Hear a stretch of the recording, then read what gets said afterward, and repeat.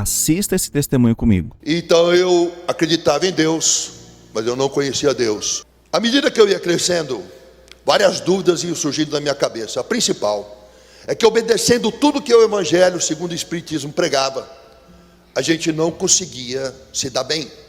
No centro espírita, meu pai e minha mãe se tratavam com respeito. Ô meu amor, meu bem. Mas dentro de casa, um não olhava na cara do outro. E os filhos também não obedeciam aos pais. Na frente dos outros, família feliz. Dentro de casa, ninguém se falava. A gente vivia uma mentira. Então eu começava a questionar com meus 13, 12, 13, 14 anos, por que a gente não se dava bem? E eu tinha esses questionamentos. Quando a última empresa do meu pai faliu junto com ele os sócios. Um dos sócios, depois que perdeu o dinheiro, a sua mulher pediu divórcio. Então ela levou as filhas junto e se divorciou do sócio. Sem dinheiro, sem esposa e sem filhas, ele resolveu ameaçar meu pai de morte. E ele disse para o meu pai: Anastácio, ou você me devolve tudo que eu investi nessa empresa, ou eu vou matar você. Meu pai creu naquela ameaça e decidiu, com medo, fugir de lá. Meu pai falou: vamos para o Ceará. Vamos fugir daqui, porque esse cara vai me matar. Meu pai é cearense, a minha mãe é gaúcha. Pai cearense, mãe gaúcha, eu paulistano. Meu pai colocou eu, meu irmão e minha irmã no avião e fugiu de São Paulo. Minha avó no Ceará teve 11 filhos. E meu pai imaginava que chegando no Ceará, ele ia encontrar apoio dos irmãos. Eu estou falido, meus irmãos vão me ajudar. Assim ele pensou, mas não foi assim que aconteceu. Quando chegamos lá, meu pai foi muito humilhado. E nós fomos morar de favor na casa da minha avó. 3 meses morando lá, a minha mãe decidiu se separar do meu pai. Porque meu pai era um homem muito difícil. E morando de favor, ele ficou insuportável. Aí a minha mãe tomou a decisão de se separar do meu pai. E pegou agora eu com 14 anos, meu irmão com 13 e minha irmã com 11 anos. Colocou a gente na cama e deu a notícia: eu vou me separar do seu pai, eu vou embora para São Paulo, eu vou arrumar um emprego, dinheiro, e aí eu trago vocês para morar comigo. Assim ela disse, assim ela o fez. No dia seguinte, a minha mãe saiu de casa, deixando eu, meu irmão e minha irmã com meu pai. Naqueles dias foram muito difíceis, porque depois que a minha mãe foi embora, todo dia eu acordava com meu pai me amaldiçoando. Ele dizia: você não vale nada, você tem o sangue da tua mãe, aquela desgraçada. Quando eu tinha dinheiro eu tinha esposa, agora que eu não tenho dinheiro, eu não tenho ninguém. Eu não sei por que eu preciso ter filho, filho só dá despesa. Meu pai me agredia com palavras, depois começou a agredir fisicamente. Lembro de uma vez que eu não tapei a pasta de dente, fui acordado com um soco no rosto, a 1h da manhã, e ele reclamando, porque a pasta ficou dura no bico da seringa, porque eu não tampei. Com 14 anos, abandonado de mãe, e sendo agredido pelo pai, nasceu no meu coração uma mágoa. A mágoa cresceu, se transformou em ressentimento. O ressentimento cresceu, se transformou em raiva. A raiva cresceu, se transformou em ódio. Em pouco tempo, eu odiava meu pai de todo o meu coração. Naquele tempo não havia internet, não havia telefone celular. Correspondíamos por carta. Semanalmente eu escrevia cartas para minha mãe, narrando as dificuldades. Semanalmente ela respondia. Porém, foi passando o tempo. 14 anos, 15 anos, 16 anos, 17 anos. 4 anos se passaram. E minha mãe não cumpriu a promessa de voltar para pregar a gente. Sentindo ódio pelo meu pai e sentindo-me abandonado pela minha mãe, eu tomei uma decisão aos 17 anos. Eu vou me matar. Eu vou cometer suicídio. Viver não vale a pena. A minha avó tinha no jardim da casa dela plantas que ela vendia. E naquelas plantas tinha veneno que ela colocava. Então eu fui até o jardim, peguei veneno de matar lagarta e tentei beber. Só que o veneno continha amoníaco. E na hora que caiu na minha boca, queimou as mucosas. Eu não consegui engolir. Eu cuspi, lavei a boca e fui para o quarto para imaginar uma forma de me matar. Eu tinha certeza, eu tinha que morrer. A decisão estava tomada. Eu só precisava encontrar um meio, porque eu não tinha medo de morrer, mas eu tinha medo de sentir dor. Lá no quarto, eu sentei na cama, fechei a janela, fechei a porta e vinham pensamentos na minha mente muito tumultuados. Eu ouvia vozes dentro da minha cabeça.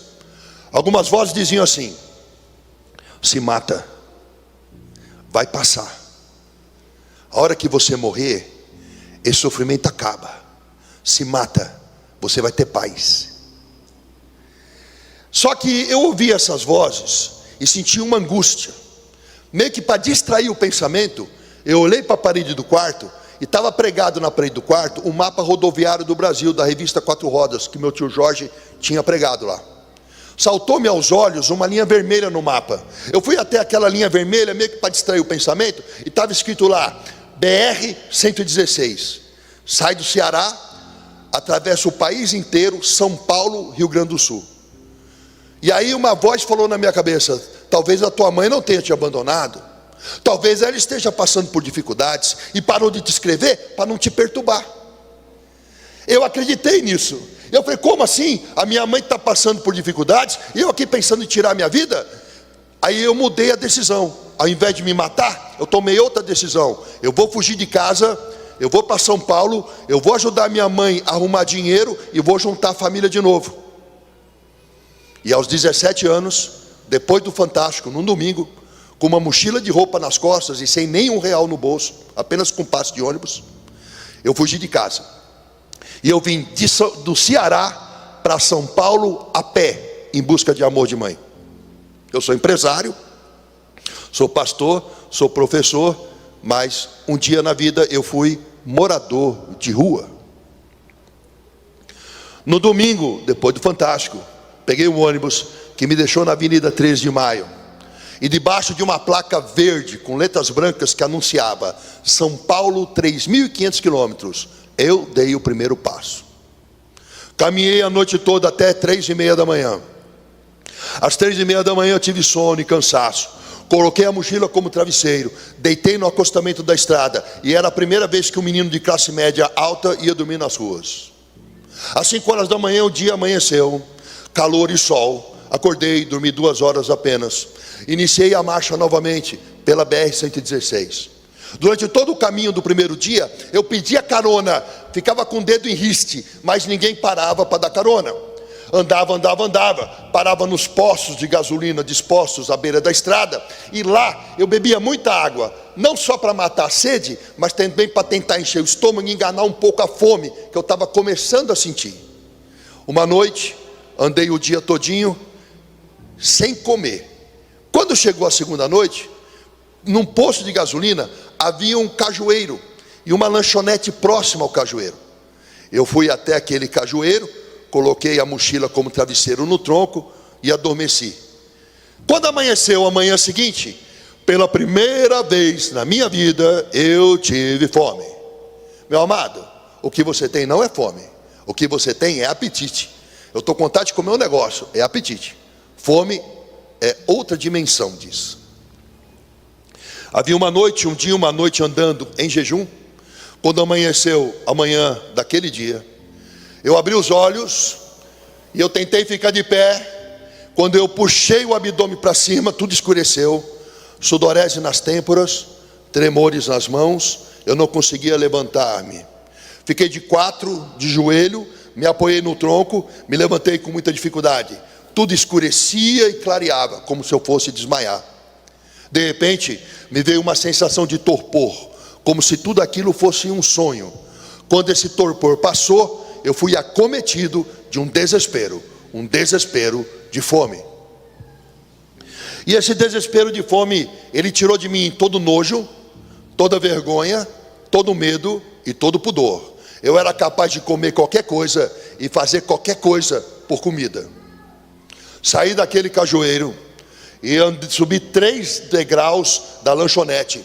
Haviam vários caminhoneiros tomando café da manhã, e aquele cheiro de café fresco com pão de manteiga na chapa avolumou o meu desespero de fome. Eu me apoiei no balcão para não cair. O rapaz veio na minha direção e falou: posso ajudar? Falei: moço, eu estou para cair de fome na sua frente. Será que o senhor pode me dar um café com leite com bastante açúcar e um pão com manteiga para eu comer? Se o senhor me der isso, eu não tenho dinheiro para pagar, mas eu posso lavar pratos, limpar o chão. Ao invés de me ajudar, ele gritou comigo dizendo: esta hora já tem gente pedindo? Da hora que eu abro, a hora que eu fecho, é gente pedindo? Volta outra hora.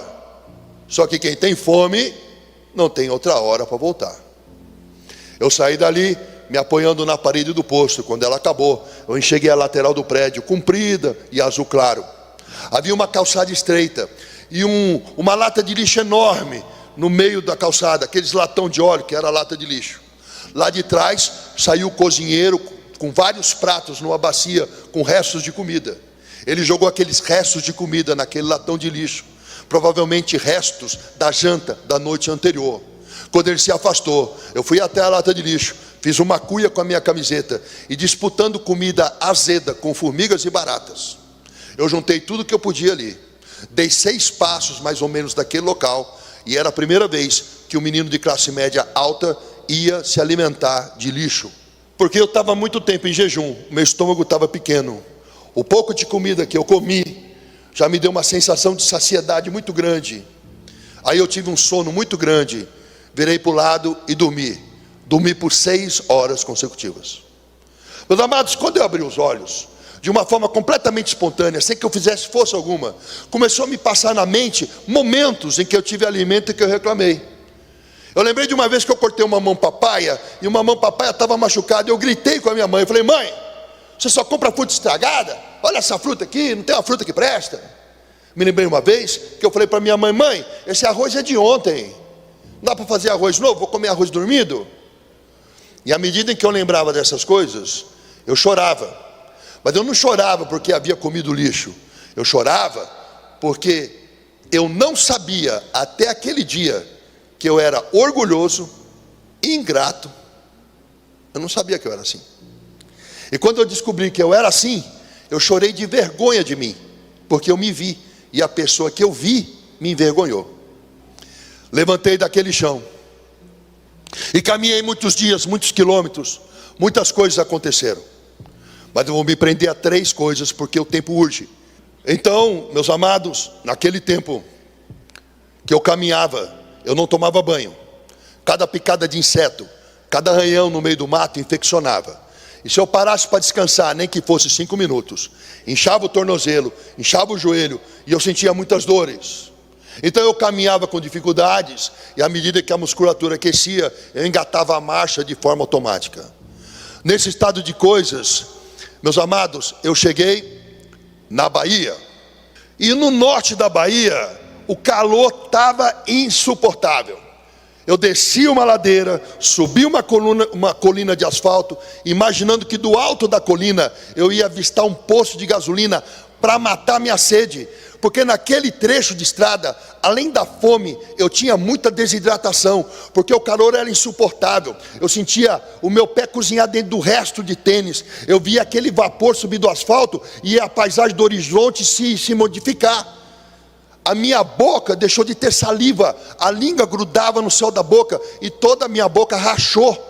E quando a fome aperta, você sente fraqueza, mas quando você está sem água, a fraqueza aumenta. Eu não conseguia mais levantar as pernas para dar passos, eu arrastava os pés. Então eu desci uma colina, uma ladeira, subi uma colina, na esperança do alto da colina avistar um posto para matar minha sede. Mas quando eu chegava lá em cima, tudo que eu via era mais asfalto preto, sem curva, sem fim. Me arrastando pela estrada, ouvi uma música, e era um forró. E eu imaginei, se tem música, tem gente. Saí na estrada em direção ao som, numa bicada no meio do mato. Caminhei naquela bicada até me deparar com uma chácara linda. Havia vários carros 0 quilômetro lá, carro do ano, e tinha um cheiro de churrasco que me avolumou o desespero de fome. Toquei campainha, bati palma, apareceu uma senhora com um maiô, uma canga amarrada na cintura, um copo de bebida na mão, um churrasco na outra.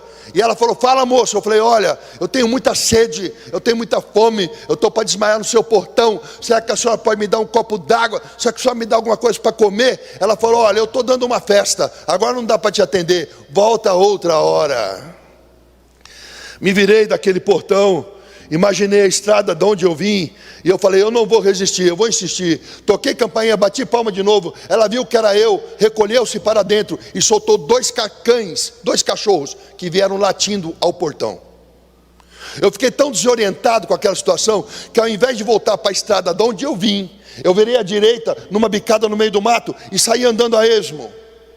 Lá na frente, eu encontrei uma casa muito, muito pobre. Era uma casa de pau a pique, com pau trançado assim, e a parede era barro pisado. A casa não tinha telha de barro, ela tinha o telhado de palha de carnaúba, que é uma palmeira que tem no sertão. Havia um cajueiro e um balanço de pneu, e 4 crianças seminuas brincavam ali. Quando elas me viram, correram. Eu parei de frente daquela porta daquela casa. A porta era menor que eu, e ela abria em 2 pedaços, a parte de cima aberta, a parte de baixo fechada, e a maçaneta da porta era um pedaço de madeira que girava sobre um prego. Eu bati palma lá. Lá de dentro saiu uma senhorinha, bem pequena. Ela não tinha calçado nos pés, ela tinha a mão bem pequenininha. Ela tinha um vestido tão velho que eu mal enxergava estampas florais nele. Ela tinha uma alça do vestido amarrada com um nó, e ela tinha um pano no cabelo, puído, velho. Ela assustada, bem pequenininha, um homem na porta dela, grande. Aí ela falou: fala, moço. Eu falei: olha, eu venho de muito longe, eu tenho muita sede, eu estou para cair na sua porta. Será que a senhora tem alguma coisa para eu comer, alguma coisa para beber? Ela sorriu. Eu reparei o sorriso dela. Ela tinha pouquíssimos dentes na boca. E até hoje, mesmo o sorriso da minha esposa não é tão bonito quanto o sorriso daquela mulher. Ela tinha o rosto enrugado, não rugas como as minhas, mas rugas profundas, como se fora um papel amassado. E ela sorriu e me olhou. E se eu tiver que dar um nome para aquele olhar, se eu tiver que batizar aquele olhar com nome, eu diria ternura. Ela estendeu uma mãozinha bem pequena naquela casa pobre, e sorrindo para mim ela disse: entra, meu filho. Parece bobagem falar agora para você, mas para quem está naquela situação que eu estava, ser chamado de filho fez diferença. E ela falou: entra, meu filho. Eu entrei numa sala que não tinha piso, era só terra batida, não tinha uma cadeira para sentar, só redes penduradas na parede. Eu passei por um quarto cuja porta era um pano que corria num barbante, e fui até a cozinha, que tinha o único móvel da casa, uma mesa de madeira, 2 bancos de igreja assim, sem encosto. Ela me deu um prato, mandou sentar. Ela botou um prato de aço esmaltado fundo na minha frente. Ela tirou um paninho de um potão de barro com uma caneca de alumínio amassada mais limpa. Ela fez um tibum e tirou lá de dentro uma água barrenta e salobra. E ela disse: beba, meu filho, beba, beba, mate a sua sede. E eu bebi aquela água. Enquanto eu bebia a água para matar minha sede, com alegria, ela ia na única prateleira que tinha lá e começou a sacudir umas cabaças. Nenhuma fazia som. A última fez tch, tch, tch, com alegria. Ela levantou a cabaça para o céu e disse: graças a Deus, ainda tem farinha. Tirou lá de dentro uma farinha crua de mandioca, que no Ceará é chamada de farinha d'água. Colocou no prato, colocou água na farinha, a farinha amoleceu. Sentou do meu lado. Eu enchi a colher de sopa com farinha e água, e na hora que eu fui comer, olhei na janela, 4 crianças que estavam brincando fora, olhando para mim. Aí eu comecei a tremer e chorar. Ela falou: por que você não come? Você não tem fome? Eu disse: como é que eu vou comer a única coisa que a senhora tem para dar para esses meninos? Ela sorriu para mim e disse: pode comer, meu filho. Na minha casa, filho de Deus não vai passar fome, porque amanhã Jesus dá mais. Até aquele dia eu tinha ouvido falar de fé, eu nunca tinha visto fé. Eu nunca tinha visto isso. Ela podia reclamar das rugas, ela podia reclamar da falta de dentes, ela podia reclamar da falta de móveis, ela podia reclamar que só tinha farinha para comer, ela podia reclamar da pobreza. E o que ela ganharia? Ela ganharia ansiedade, síndrome de pânico, depressão, preocupação. Talvez tirasse a vida dela e das crianças. Mas ela optou diferente. Ela cria num Deus de provisão, ela cria num Deus de restituição, e ela se mantinha animada. Eu tenho 1,87 m, aquela mulher devia ter 1,40 m, 1,45 m. Ela era um gigante e eu um anão. Comi aquela comida, peguei minha mochila, dei para ela e falei: não serve na senhora, não serve nos seus filhos, mas a senhora pode vender, trocar por alimento.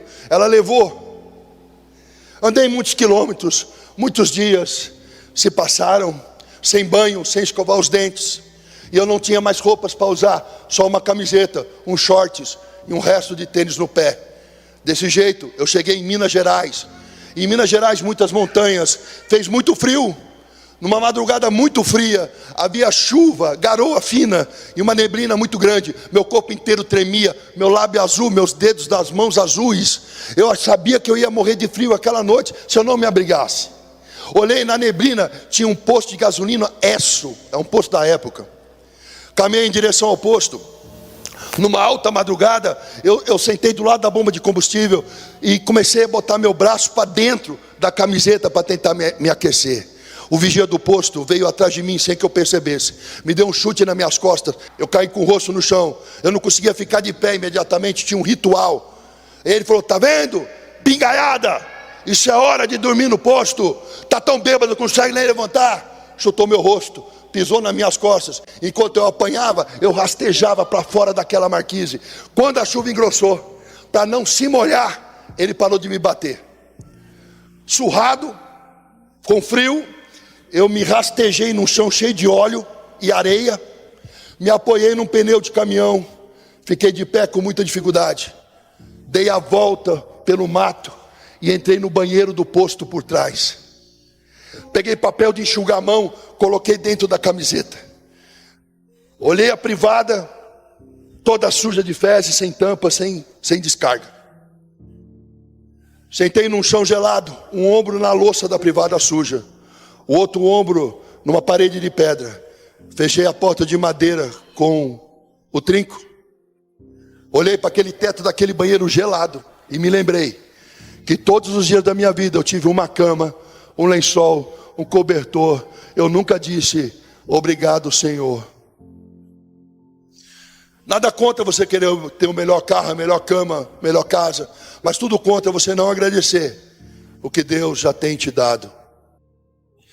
Caminhei no outro dia muitos quilômetros, muitas horas, muitos dias, até que eu cheguei no estado de Minas Gerais, estado do Rio de Janeiro. Faltava 600, 700 quilômetros para chegar em São Paulo, e na beira da estrada havia uma casa de prostituição, muitas prostitutas dentro e fora. Haviam vários caminhoneiros ali. Uma prostituta estava sentada num banco de 2 lugares, e ela me vendo caminhar na estrada, ela falava: vem cá, moço. Eu dava um passo e parava. Vem cá, moço. Eu dava um passo e parava. Naquela hora eu percebi que aquele menino orgulhoso, com o nariz empinado e metido, que saiu do Ceará, já não existia mais. Uma prostituta me chamava para perto dela, e eu tinha vergonha do meu mau cheiro, eu tinha vergonha da minha doença, eu tinha vergonha da minha ferida, eu tinha vergonha da minha pobreza. Eu saí daquela estrada com muita insistência da prostituta. Eu sentei do lado dela no banco com muita vergonha. Ela conversou comigo uns 5 minutos. Aí ela falou: nossa, você fala bem, você estudou? Eu falei: eu? Nos melhores colégios de São Paulo. Ela falou: mas o que você está fazendo na rua? Aí eu contei a história que eu estava indo em busca de amor de mãe. Ela chorou, me deu um copo de café e falou: não sai daqui, você promete que você fica aqui? Eu falei: eu prometo. Ela entrou dentro da casa de prostituição com um caminhoneiro. Eu fiquei tomando aquele café quentinho, delicioso, primeira coisa limpa que eu punha na boca. De repente, meia hora depois, saiu de lá o caminhoneiro, abotoando o cinto. E ele falou: quem é o menino? Ela falou: aquele menino ali. Ele falou: bora comigo para São Paulo. Eu falei: eu não tenho dinheiro para pagar o senhor. Ele falou: ela pagou para você. Uma prostituta deu a única coisa que ela tinha, o próprio corpo, para que eu, um desconhecido, tivesse a chance de encontrar minha mãe. O nome disso é amor. Subi naquele caminhão. Esse caminhão me deixou no Museu do Ipiranga em São Paulo.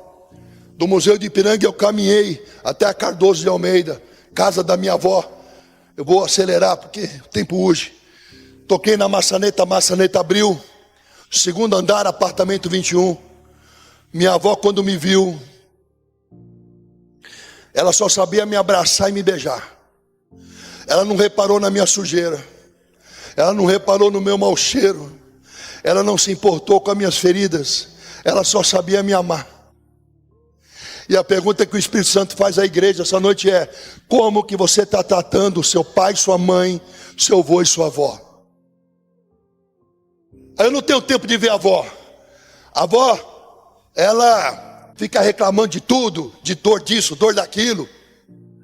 O que eu vou fazer lá? Você não lembra? Você está reclamando que ela fala muitas vezes a mesma coisa. Mas quando você era pequeno, ela contava uma historinha, você falava de novo, vó, ela repetia. Você tem paciência com o povo da igreja, você tem paciência com o cliente no trabalho, mas não tem paciência com o vô, com uma avó, com o pai, com uma mãe.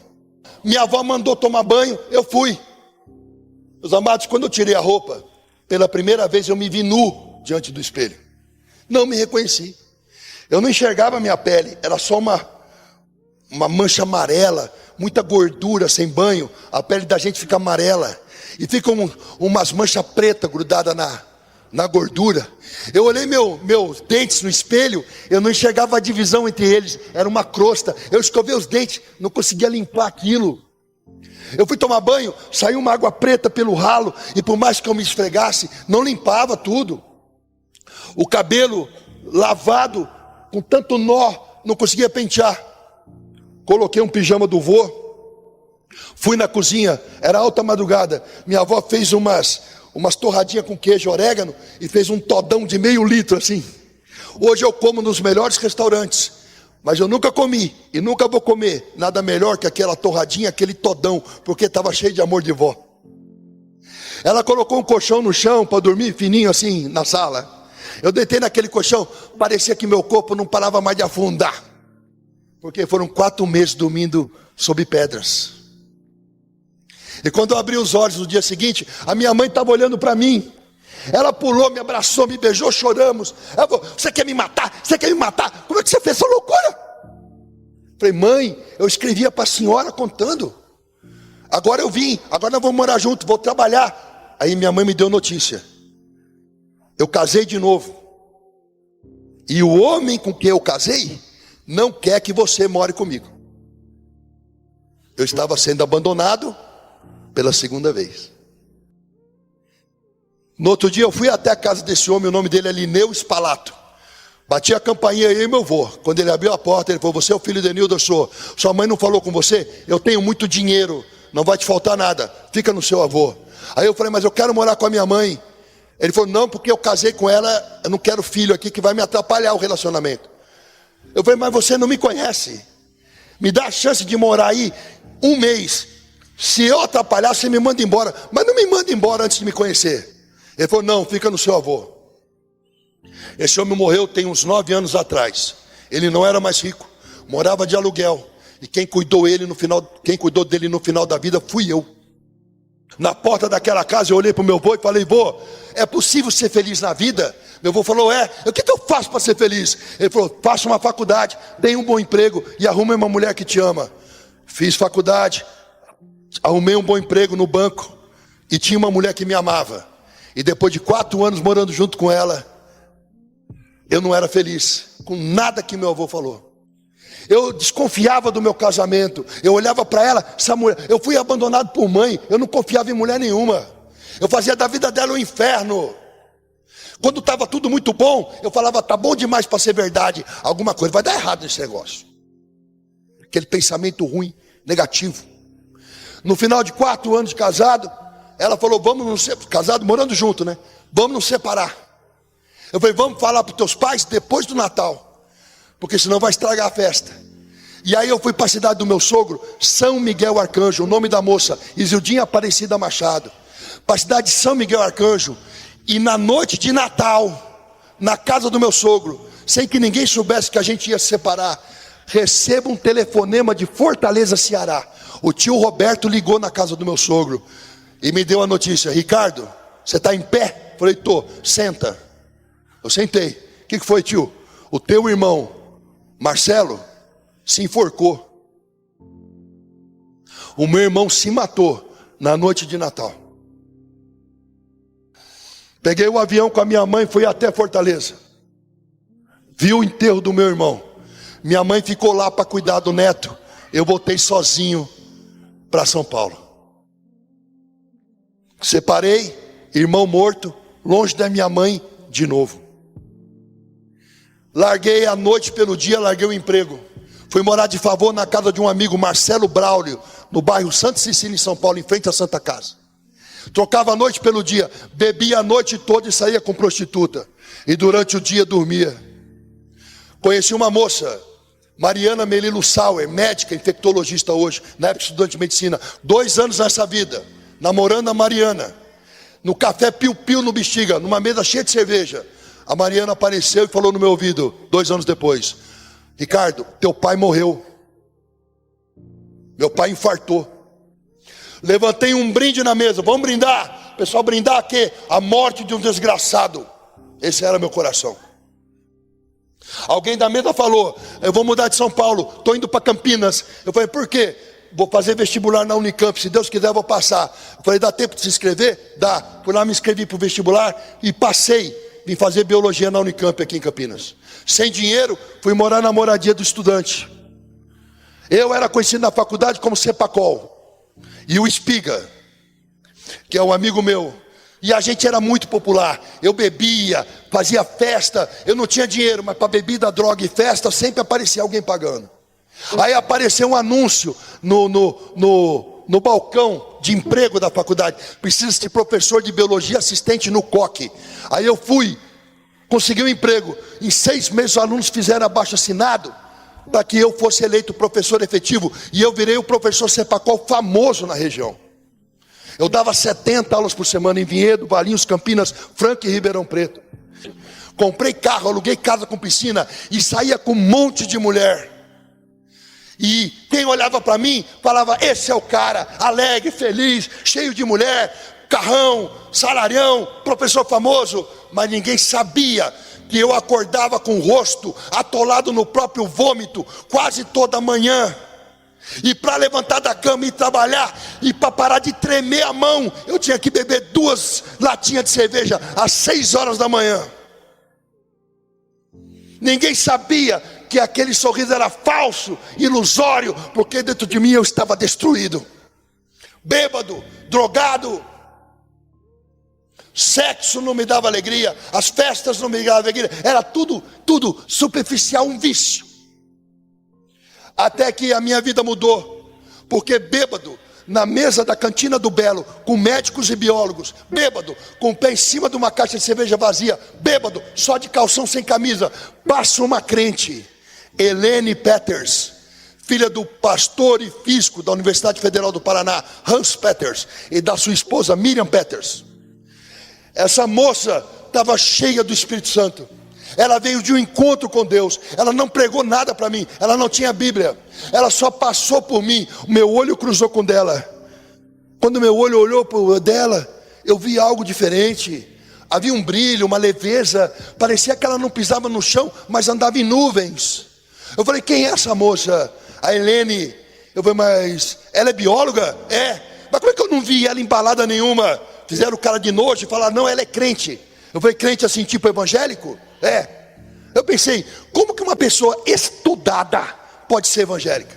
Porque eu li a Bíblia na faculdade. Acreditar que o mar se abre, que o machado flutua nas águas, que um cara fica 3 dias dentro de um peixe, e que o sol para no céu porque alguém pediu, é coisa para ignorante. Bêbado, eu fui em direção a Helene e pensando assim, eu estudei Aristóteles, Heráclito, Platão, Dionísio. Eu estudei Jean Paul Sartre, Simone de Beauvoir. Eu estudei Engels, Karl Marx. Eu estudei Durkheim. Eu estudei Gramsci. Eu vou dar um nó na cabeça dessa crente. Cheguei, Helene, tudo bem? Você é crente? você é evangélica? Ela deu 3 pulinhos e falou, graças a Deus. Eu não falei nada, mas pensei comigo, crente e louca. Helene, vamos falar de Deus, porque eu li a Bíblia. Ela falou, vamos não, você está bêbado. Quando você estiver bom, a gente conversa. Ela não saía da minha cabeça. Passou mais uma semana, encontrei com ela, Helene, vamos falar de Deus. Vamos não, você está bêbado. Quando você estiver bom, a gente conversa. Eu falei, filho, eu bebo todo dia, quando é que nós vamos conversar? Ela falou, Deus está preparando o momento. Passou mais uma semana, domingo, eu saí andando em Barão Geraldo para encontrar um lugar para comer. 11 horas da manhã, não tinha bebido nada. Entrei no restaurante, a Helene estava lá. Quando ela me viu, ela fez uma cara de, não, o mala. Aí, eu sentei na mesa e falei, Helene, vamos falar de Deus? Ela pegou o garfo, com uma autoridade que não vinha dela, bateu na mesa, pá, em vez de me chamar de Cepacol, ela falou, Ricardo, você quer conhecer Jesus? Eu falei, o da cruz? O mundo inteiro conhece. Ela falou, não, teu Deus está morto, o meu Cristo vive. Você quer ir na igreja comigo domingo que vem? Saiu da minha boca assim, vou. Eu não sabia. Mas ela ligou para a mãe dela, e a mãe dela e ela ficaram uma semana de joelho dobrado e jejuando por mim. Chegou domingo, eu tinha carro e tinha moto. Eu pensei, a Helene é bonita, eu vou de moto, porque a gente vai para a igreja com ela agarrandinho. Só que eu cheguei lá, estava a mãe e a filha, 3 não cabe na moto. Para piorar, a mãe dela veio em mim, me deu um abraço e falou no meu ouvido, Jesus te ama e eu também. E eu pensei comigo, essa loucura é de família. Eu falei, eu não vou mais para a igreja não, eu estou de moto, só cabe 2. Não, você vai. Quando eu vi, eu estava no ônibus. Me levaram para a igreja. Entrei na igreja, o povo falando em línguas, orocoro, yassurianta, lamassúria. Eu, o que é isso? Olhei para o lado para pedir explicação, a Helene é assim. Olhei para o outro lado para falar com a mãe dela atrás de mim assim. E tudo que eu queria era sumir daquele lugar de gente doida. Camiseta regata, tatuagem aparecendo, toco um louvor. Em tua presença sou fortalecido. Em tua presença, Senhor meu Deus. Em tua presença é onde quero estar, buscando a tua face. Quando eu li aquele buscando a tua face, eu senti um toque físico assim em mim. Naquela igreja que eu não conhecia ninguém. Quando eu senti aquele toque, eu comecei a sentir, só conhecia as duas. Eu comecei a sentir um tremor, mas era um tremor por dentro, não era por fora. Meus órgãos tremiam. E à medida que tremia, eu sentia um choro brotar. E eu sabia que não era um choro normal, era um choro que vinha do fundo da minha alma. Me deu um desespero. Eu saí correndo e me joguei com o rosto no chão, em frente ao púlpito. O pastor Alexandre Perucci e sua esposa Márcia Perucci mandou parar o culto. Para tudo! Pegou um vidro de azeite e jogou todo o azeite em mim e disse para a igreja, o Espírito Santo de Deus está me dizendo que nesta manhã de domingo eu estou consagrando um verdadeiro adorador. Eu assumi a posição fetal e aquele choro aumentou. Eu chorei o suicídio do meu irmão. Eu chorei o ódio que eu tinha pelo meu pai. Eu chorei o abandono de mãe. Eu chorei a miséria das ruas. E à medida que eu chorava, eu sarava. Quando eu levantei daquele chão, o peso do mundo não estava mais sobre mim. Alguém veio no meu ouvido atrás e disse, Ricardo, eis que estou à porta e bato. Se alguém ouvir a batida, abrir a porta e me convidar para entrar, entrarei em sua casa e cearei contigo. Ricardo, Jesus está te chamando. Você aceita Jesus na sua vida como Senhor e Salvador? Eu falei, aceito. Explodiu dentro de mim uma alegria que eu não conseguia conter. O álcool não deu, o sexo não deu, a balada não deu, nada me deu uma alegria que era diferente. Ela não vinha de fora para dentro, explodia dentro de mim. Eu ria, eu me sentia liberto, eu dava glória a Deus. Eu não sentia mais tristeza, nem depressão, nem ansiedade. Eu estava livre. Me deram uma Bíblia. Eu entrei no ônibus cheio de azeite. Ninguém no ônibus queria encostar em mim para não se sujar. E eu falava para a pastora, agora eu sou crente? Ela falava, é crente. Eu falei, como é que eu faço para ser mais crente. Ela falou, calma. E durante 2 anos, para assistir culto, eu ia em Curitiba. Pegava o ônibus sexta-feira à noite, meia-noite, chegava em Curitiba às 6 da manhã. Pastor Hans me pegava lá, sábado, domingo com eles, acabava o culto domingo, ele me botava no ônibus meia-noite, chegava em Campinas às 6. Hoje, a minha mãe, Enilda Tereza Sócrates de Lima Braga, ela mora comigo. Naquele ônibus, naquele dia, cheio de azeite, a minha vida se transformou. E eu sabia que de alguma maneira a minha família também seria alcançada. No domingo, à tarde e à noite, depois do culto, eu li a Bíblia, eu li a Bíblia, e de repente algo que não fazia sentido, passou a ter todo sentido. Aí no outro dia eu fui dar aula no cursinho, segunda-feira de manhã, professor Cepacol famoso. Levei a Bíblia e o livro de biologia, e falei lá para os alunos, Gênesis, capítulo 1, ninguém entendeu nada. Eu tinha um dia de convertido. No começo, a terra era vazia e sem forma. Havia trevas no fundo do abismo. E o Espírito Santo de Deus pairava sobre as águas. Biologia. No começo a terra era um conglomerado de gases tóxicos, vazia de vida e sem forma. A Bíblia está certa. Gênesis. E a água saiu do solo na forma de vapor. Biologia. Até hoje é assim. De tudo que um vulcão cospe, é vapor d'água. 10% é vapor d'água. A Bíblia está certa. Gênesis. E Deus criou as ervas do campo e depois os seres vivos. Biologia.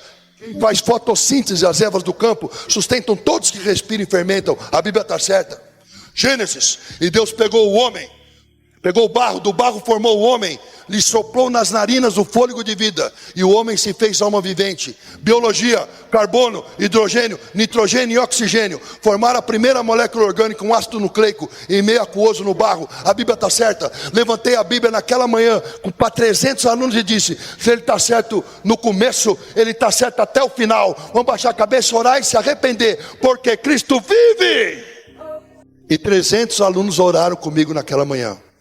Hoje, a minha mãe mora comigo, a minha irmã, minha sobrinha e o filho do meu irmão que se matou. E eu e minha casa servimos ao Senhor.